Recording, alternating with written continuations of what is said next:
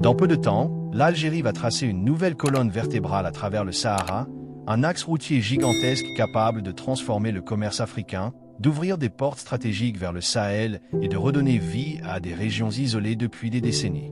Et ce n'est pas une projection. Cet axe est déjà en construction. L'Algérie a toujours entretenu un rapport particulier avec son sud.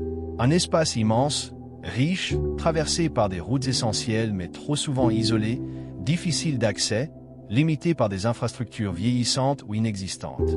Pendant longtemps, le Sahara a été perçu comme un territoire lointain où le temps avance différemment et où les distances deviennent des obstacles économiques.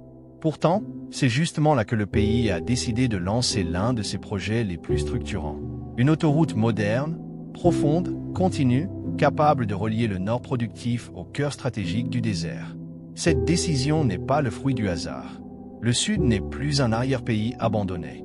Il devient un enjeu politique, économique et géostratégique. Les frontières avec le Mali, le Niger et la Mauritanie sont aujourd'hui des portes d'accès vers les marchés africains en pleine expansion. Les corridors transsahariens prennent de la valeur. Le Sahel, malgré son instabilité, attire les investissements autour de l'énergie, de l'agriculture, du commerce et de la logistique. Et plus le monde avance, plus l'Afrique devient une zone centrale des grands échanges du futur.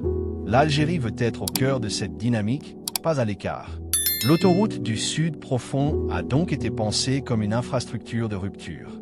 Elle ne sert pas à moderniser une route existante. Elle sert à créer un nouvel axe de circulation, un nouveau flux, un nouveau réseau capable de supporter ce que les anciennes pistes ne pouvaient pas absorber.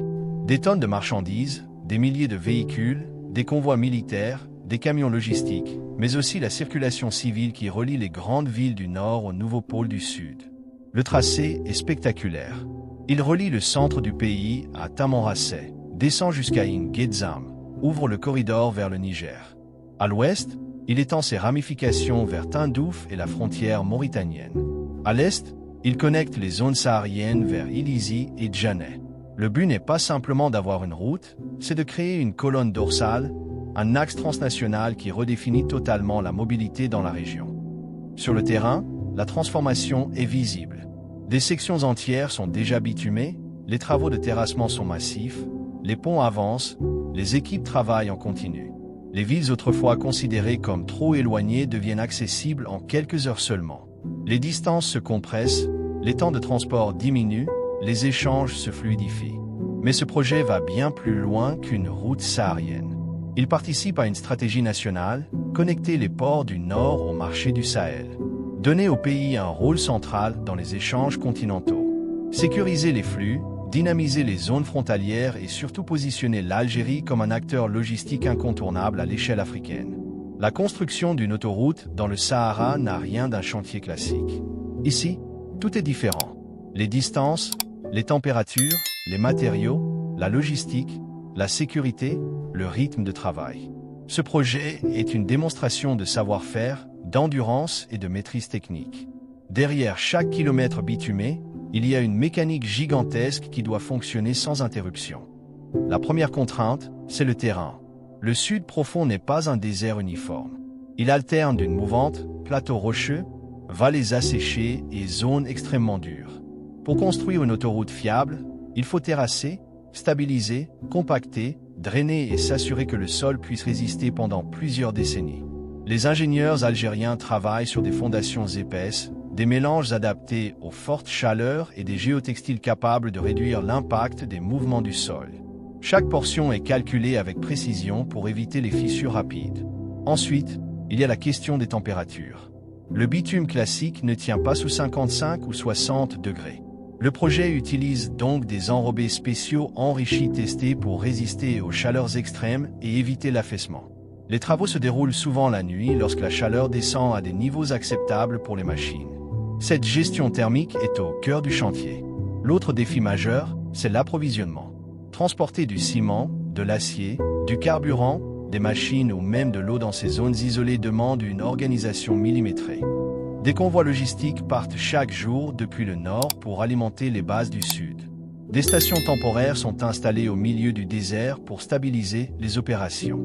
Tout est centralisé, planifié, synchronisé.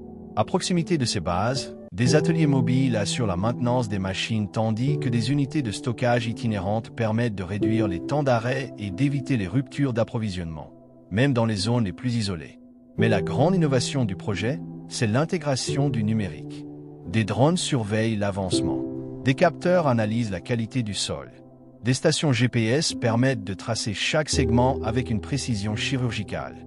Le suivi en temps réel permet aux ingénieurs d'ajuster les plans, de corriger les anomalies et d'accélérer les zones en retard. À tout cela s'ajoute un élément essentiel, la sécurité. Le Sahara n'est pas un environnement neutre. Les frontières sont sensibles, les zones sont vastes. Les équipes doivent se déplacer en convois sécurisés. La coordination avec les unités militaires est permanente.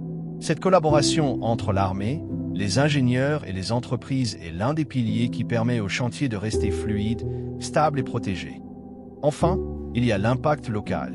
Autour de cette autoroute, des centaines d'emplois sont créés, des commerces naissent, des stations-service se préparent, des zones d'activité sont planifiées. Chaque nouveau tronçon apporte de la circulation, donc des opportunités. Le désert longtemps figé entre progressivement dans un cycle économique. Ce que prépare l'Algérie avec cette autoroute dépasse largement la mobilité. Ce projet est un levier national, un instrument géopolitique, un accélérateur économique.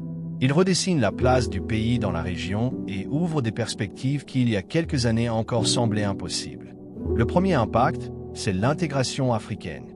Avec cet axe, l'Algérie se connecte directement au Niger, à la Mauritanie et potentiellement au Mali. Cela signifie des routes commerciales plus rapides, plus stables, plus sécurisées. Le pays peut exporter ses produits industriels, agricoles et énergétiques vers des zones qui manquent d'infrastructures fiables. En parallèle, il devient une plateforme d'importation pour tout le Sahel. Le commerce se fluidifie, le pays devient un pivot continental. Le deuxième impact est industriel. Une autoroute dans le sud ne sert pas uniquement aux marchandises. Elle attire les zones logistiques, les bases de stockage, les ateliers de maintenance, les entreprises de distribution. Plusieurs pôles économiques vont naître autour de cet axe. Les villes sahariennes deviennent des points stratégiques. Tamanrasset peut devenir un hub commercial majeur. Nguézam, un centre de transit.